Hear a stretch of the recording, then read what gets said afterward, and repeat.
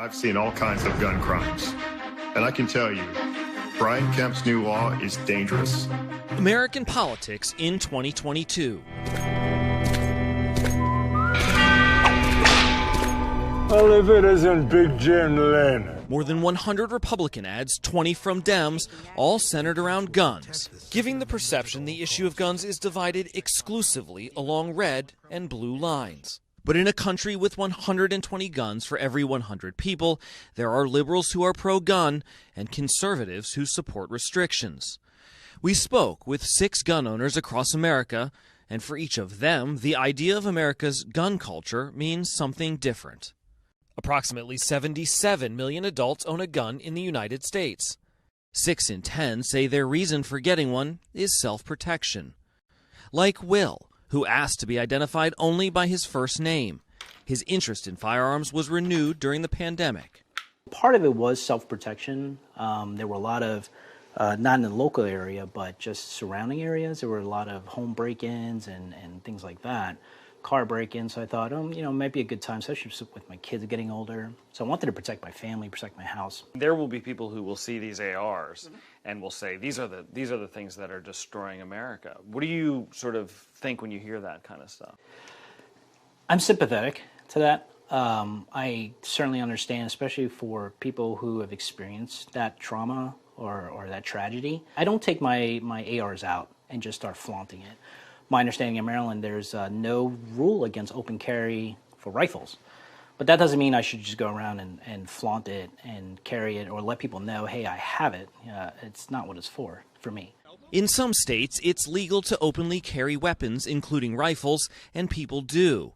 And in places like Missouri, folks say it's a way of life. Weapons, guns is a culture out here. Charles Kay is a recently retired Army officer who's training to be a gunsmith. A lot of people need to go hunt in order to put food on the table. They grew up, 5, 6, 7-year-olds are learning how to shoot, learning gun safety from their parents and, who else. That's how they grew up. So, yeah, a lot of people have guns around here. That's the culture. While Charles is skeptical of new gun laws, there are some that he supports. I wouldn't be opposed to making everything 21. I'm not opposed to all gun transactions, having to go through a federal firearm licensed dealer of some sort. Never gone hunting. I've barely fished. I enjoy shooting as a hobby. I enjoy shooting paper targets. James, who also requested his last name not be used, shoots only for sport. As the son of a retired law enforcement officer, many might expect him to be an emphatic supporter of gun rights. But he believes the right to gun ownership must be balanced with responsibility. A lot of people ask me as soon as they realize that I'm a gun owner, like, oh man, what if somebody breaks into your house? Are you going to use that? And I, sincerely looking deep down into that truthful mirror, I don't think I would. I think it would be very much a matter of call the police. I think a lot of people will get on the campaign, the rallying cry of our rights, our rights, our rights. And I think it would be more helpful for us to also consider the responsibilities attached to that. The views about guns can vary widely depending on where you are. For example, I'm here right now in suburban Baltimore, and the views here are very different than the views in a place like where I am now, in downtown Baltimore, a place where the murder rate this year is outpacing that of last year. I realized it was really a stress reliever.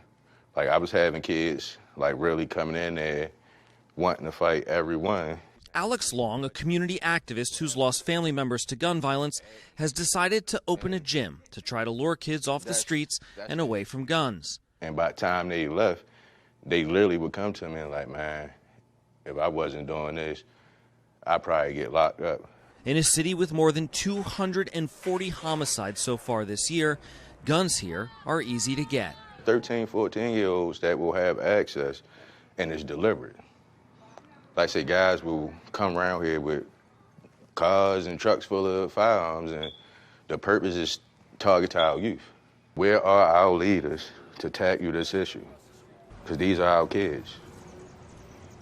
These aren't some war-torn country or a bunch of soldiers that have been heavily trained. These are our kids, and we turned our back on them.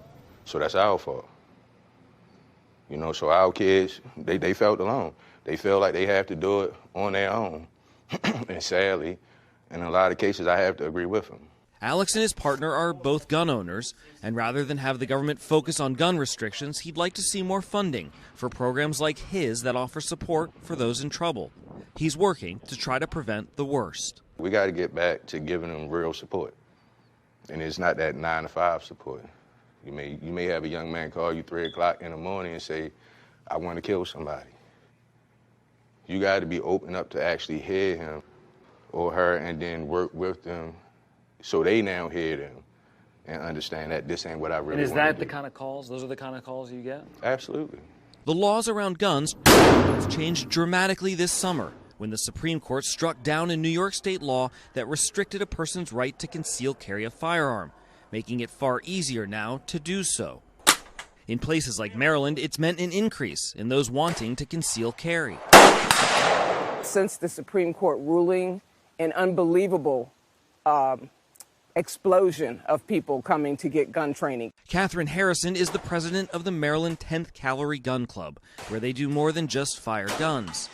The club roots its history in the Buffalo Soldier and puts a premium on educating its members about current firearm legislation. Here in the state of Maryland, you have to have 16 hours of training. So I think most of these instructors have gone from maybe averaging 60 students a month to over 200 plus. What's most important to me, I think, is that gun owners provide or get some level of education to use their firearms, not just go out and buy one and then take it and bring it home, put it on the dresser. Michelle Douglas, who founded the gun club, has owned a gun for 16 years. There's a lot of guns in America, too. Is it reasonable to think that You're never going to get rid of the guns off the street.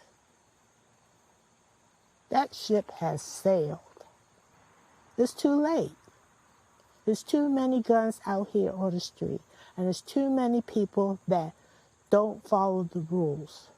So lift the restrictions on people like me so we can defend our homes. Her concern is that more gun laws would impact the wrong people, her.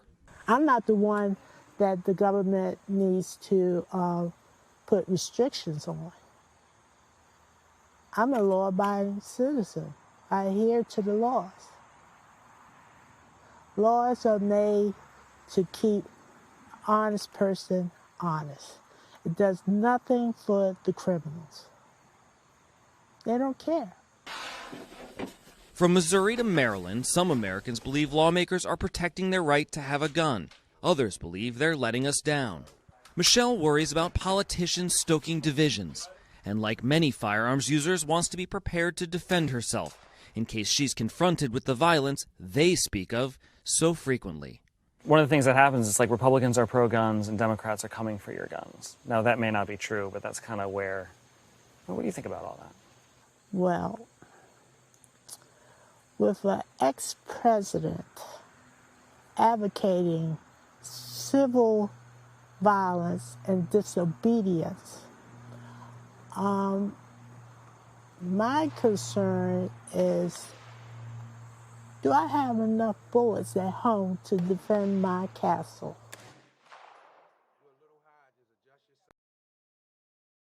Thanks for watching our YouTube channel. Follow today's top stories and breaking news by downloading the NBC News app.